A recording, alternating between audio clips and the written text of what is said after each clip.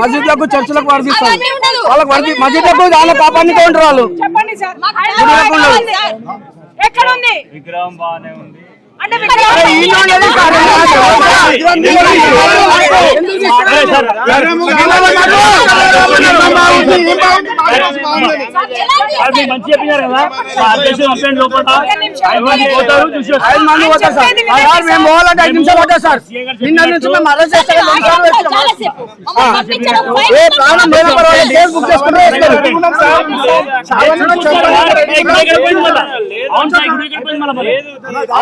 తీసేసినారా ఇప్పుడు చేసినారా మొత్తం మా అధ్యక్ష పంపండి సార్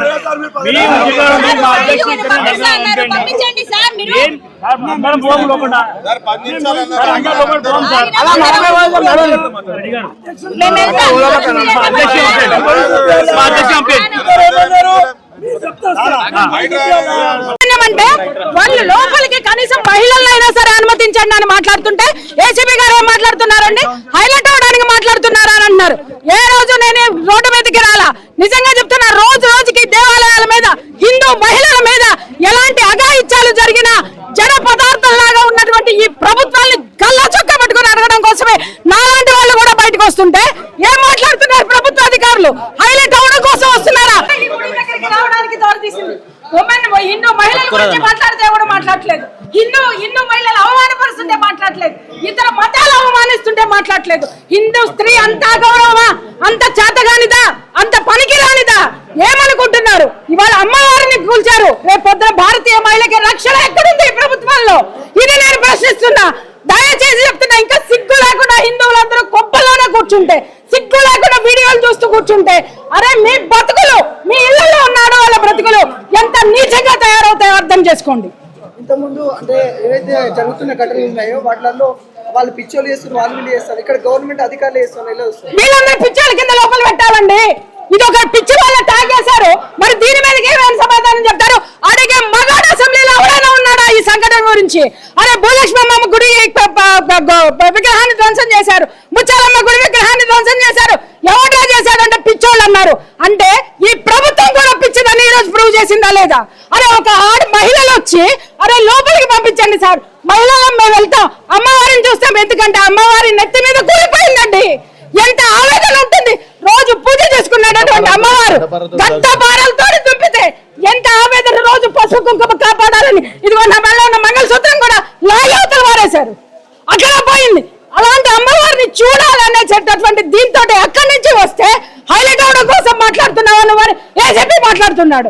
అంటే ఇవాళ ఒక హిందూ స్త్రీకి ఇచ్చినటువంటి గౌరవం ఇదే ఏ మతంలోనైనా ఉన్నటువంటి మహిళ రోడ్డు మీదకి వస్తే మాట్లాడే దమ్మై పోలీసులకుందా, మాట్లాడే దమ్మై ప్రభుత్వాలకుందా? అరే ఇంకా సిగ్గు లేకుండా హిందువులంతా లోపల కూర్చుంటున్నారా? సిగ్గు లేకుండా మనం అందరినీ మహిళలందరినీ చేతగాని వాళ్ళ కింద తయారు చేసి ఈ దరిద్రులకి, దౌర్భాగ్యులకి, దగులుబాజీలందరికీ కూడా మన మానవత్వాన్ని, మన అహాన్ని తాకట్టు పెడదామా అనే అస్తిత్వాన్ని, మన స్త్రీల అస్తిత్వాన్ని తాకట్టు పెడదామని ప్రశ్నిస్తున్నాను. ఏమి గతి పట్టిందండి? బోనాల్లో అమ్మవారికి బలారం బళ్ళు గట్టి తీసుకొచ్చేటటువంటి అమ్మవారిని ఆటోల్లో తీసుకెళ్లినటువంటి అతి దీనమైన హీనమైన స్థితిని మనమే, మన హిందువులమే ఈ గతి అమ్మవారికి పట్టించాం. సిగ్గుపడాలి మనం హిందువులు అని చెప్పుకోవడానికి, నిజంగా సిగ్గుపడాలి. పసుపు కుంకుమ కాపాడేటటువంటి అమ్మవారికే గతి లేదంటే రేపు పొద్దున నీ పసుపు కుంకాలకి ఏం గ్యారంటీ ఉంటుంది? ఇవాళ పోలీసులు ఎంత దౌర్జన్యంగా మాట్లాడారు, ఎంత హేళనగా మాట్లాడారు. నేను ఒక హిందూ స్త్రీ ప్రతినిధిగా నేను ఇక్కడికి వచ్చాను. అరే ఆడవాళ్ళను పంపించండి అని మాట్లాడితే ఎంత ఘోరంగా మాట్లాడారు. మరి అమ్మవారిని ఏ స్థితిలో పలుగులు పెట్టి కొట్టి ఉంటారు?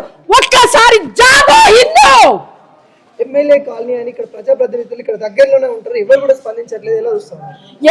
వాళ్ళ మనుషులైతే కదా సార్, ఓట్లు దండుకుని కూర్చున్నటువంటి మూర్ఖులు, దగులుబాజీలు ఎదుర్కొన్నంత కాలం మన బతుకులు ఇలాగే ఉంటాయి. ఇలాంటి ప్రభుత్వాల్ని, మూఢతో ఉన్నటువంటి ప్రభుత్వాల్ని, దిక్కు వాళ్ళ సెక్యులరిజం అని మాట్లాడి హిందువుల్ని తాకట్టు పెట్టేటటువంటి ప్రభుత్వాల్ని, కూల్చేటటువంటి ప్రభుత్వాల్ని తెగ నరికే రోజు ఎప్పుడు వస్తుందో, ఎవరైతే ముందుకు వస్తాడో అప్పుడే బాగుపడుతుంది భారతదేశం. ఇక్కడ సీఎం రేవంత్ రెడ్డికి ఏం చెప్తారు? కొండా సురేఖ గారు ఓటుతో సమాధానం చెప్తాం. నేను ఇప్పటి వరకు రాజకీయాలు మాట్లాడాల, నేను ఎప్పుడు కూడా మాట్లాడాల. ఇప్పుడు కంకణం కట్టుకుంటా, ప్రతి ఒక్క హిందువుని జాగృతం చేస్తా, ప్రతి ఒక్క హిందూ స్త్రీని జాగృతం చేస్తా. ఓటుతో బుద్ధి చెప్పకపోతే అప్పుడు మాట్లాడతా నేను.